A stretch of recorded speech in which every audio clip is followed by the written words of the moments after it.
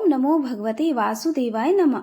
कार्तिक मास के शुक्ल पक्ष की देव उठनी एकादशी, जिसे हरि प्रबोधनी एकादशी भी कहते हैं, साल की सबसे बड़ी एकादशियों में से एक एकादशी होती है, क्योंकि इस दिन से चातुर्मास समाप्त हो जाता है। भगवान विष्णु अपनी 4 महीने की योग निद्रा का त्याग करते हैं और इस दिन तुलसी विवाह भी किया जाता है और इसके बाद से ही 4 महीनों से रुके हुए सभी शुभ मांगलिक कार्य दोबारा से शुरू हो जाते हैं। और इस बार एकादशी तिथि 2 दिन पड़ रही है। ऐसे में यह कंफ्यूजन फिर से बना हुआ है कि व्रत आपको किस तिथि में रखना ज्यादा सही रहेगा। तुलसी विवाह किस दिन किया जाएगा और व्रत का पारण कब और किस समय किया जाएगा। हरिवासर का समय कब समाप्त होगा और क्योंकि इस बार एकादशी के दिन भद्रा लग रही है, भद्रा का वास कहाँ रहेगा, भद्रा काल कब समाप्त होगा, यह सारी बातें इस वीडियो में आप जानेंगे। इस बार एकादशी तिथि 1 नवंबर दिन शनिवार को सुबह 9:12 से शुरू हो रही है। इससे पहले तक दशमी तिथि रहेगी और एकादशी तिथि की समाप्ति होगी 2 नवंबर रविवार को सुबह 7:31 पर। ऐसे में इस बार देव उठनी एकादशी यानी हरि प्रबोधनी एकादशी का व्रत कुछ कैलेंडर के अनुसार 1 नवंबर दिन शनिवार को रखा जा रहा है, जो कि दशमी तिथि युक्त एकादशी रहेगी। लेकिन आपको एक बार फिर से बता दें कि दशमी तिथि मिली हुई एकादशी को शुद्ध नहीं माना जाता है।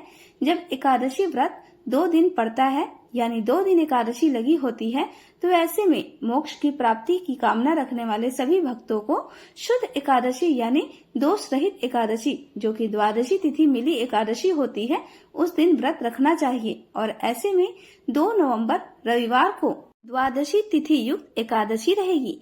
तो जितने भी वैष्णव संप्रदाय के लोग हैं और मोक्ष प्राप्ति की कामना वाले लोग हैं, वह 2 नवंबर रविवार को ही एकादशी का व्रत रखेंगे और अगले दिन व्रत का पालन करेंगे। लेकिन अधिकतर लोग इस बात को अनदेखा कर देते हैं और जिस दिन एकादशी लगती है उसी दिन एकादशी का व्रत रख लेते हैं। तो ऐसे में गृहस्थ जन चाहें तो 1 नवंबर शनिवार को व्रत रख सकते हैं, नहीं तो 2 नवंबर रविवार को शुद्ध एकादशी का व्रत सभी भक्तों को रखना चाहिए।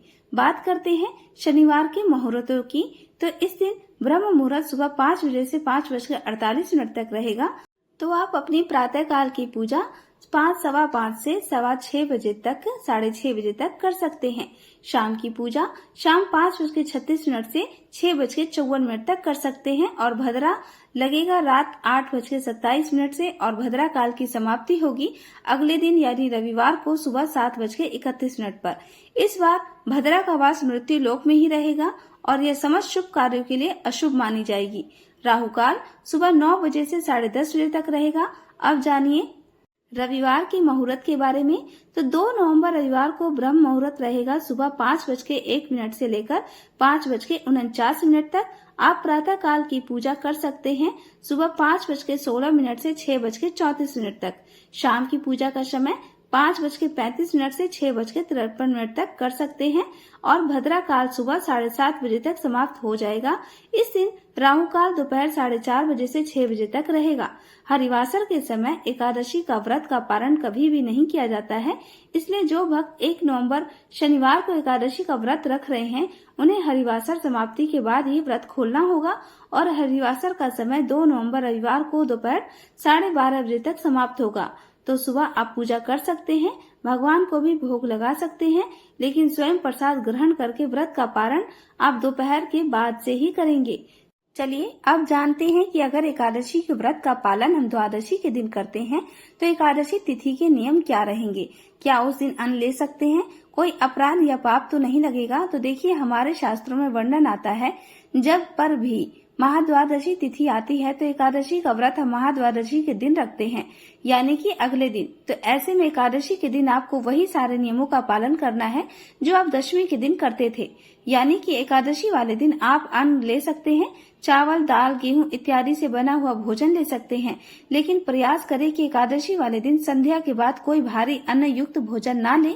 अगर आप लेना चाहते हैं तो संध्या से पहले ही अपना भोजन समाप्त कर लें और उसके बाद दशमी के जो भी नियम थे उन सब का वैसे ही यथारूप पालन करें और फिर अगले दिन महाद्वादशी के दिन आप एकादशी के सारे नियमों का पालन करें, जैसे कि सुबह ब्रह्म मुहूर्त में उठना, मंगल आरती करना, उपवास का पालन करना, अधिक से अधिक हरे कृष्ण महामंत्र का जप करना, एकादशी की कथा का अवश्य श्रवण करना।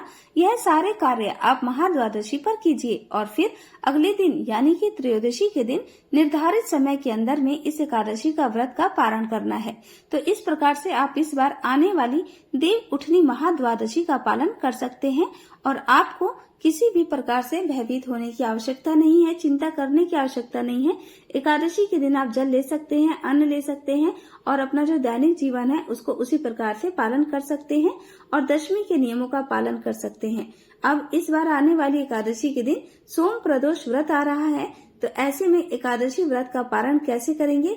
तो देखिए, इस बार हम द्वादशी के दिन पर देव उठनी एकादशी का व्रत रखेंगे और इस एकादशी व्रत का पारण हम करेंगे त्रयोदशी तिथि। और अब देव उठनी एकादशी के अगले दिन से तुलसी विवाह भी आरंभ हो जाता है, लेकिन इस बार हम एकादशी का पालन द्वादशी पर कर रहे हैं, तो फिर तुलसी विवाह कौन से दिन करना चाहिए? यह एक महत्वपूर्ण प्रश्न है। तो शास्त्रों के अनुसार आदर्श रूप यह होता है कि जब आप एकादशी व्रत का पालन करते हैं उसी दिन आपको तुलसी विवाह नहीं करना चाहिए। हो सकता है कई स्थानों पर आप सुनेंगे कि इस बार तुलसी विवाह सभी लोग 2 नवंबर 2025 रविवार के दिन ही करेंगे, लेकिन आप महाद्वादशी व्रत का पालन कर रहे हैं तो 2 नवंबर को अगर आप एकादशी का व्रत है तो आप आदर्श स्थिति यह है कि आप तुलसी विवाह अगले दिन करें। वैसे तो कई जगह पर लोग एकादशी के दिन ही तुलसी विवाह करते हैं, तो आप देख लीजिए आपको किस दिन किस हिसाब से करना है। वैसे तुलसी जी का विवाह पूर्णिमासी तक आप कभी भी कर सकते हैं, ये हमारे ऊपर है। किसी भी दिन आप अपनी अनुकूलता के अनुसार तुलसी विवाह संपन्न कर सकते हैं। तो यह थी आने वाली देव उठनी एकादशी के विषय में संपूर्ण जानकारी। आशा करती हूँ कि आपको ये जानकारी उपयोगी लगी हो और वीडियो अच्छी लगी हो तो चैनल को सब्सक्राइब और वीडियो को लाइक जरूर कर दीजिएगा। मिलते हैं नेक्स्ट वीडियो में, तब तक आप सभी लोगों का बहुत बहुत धन्यवाद।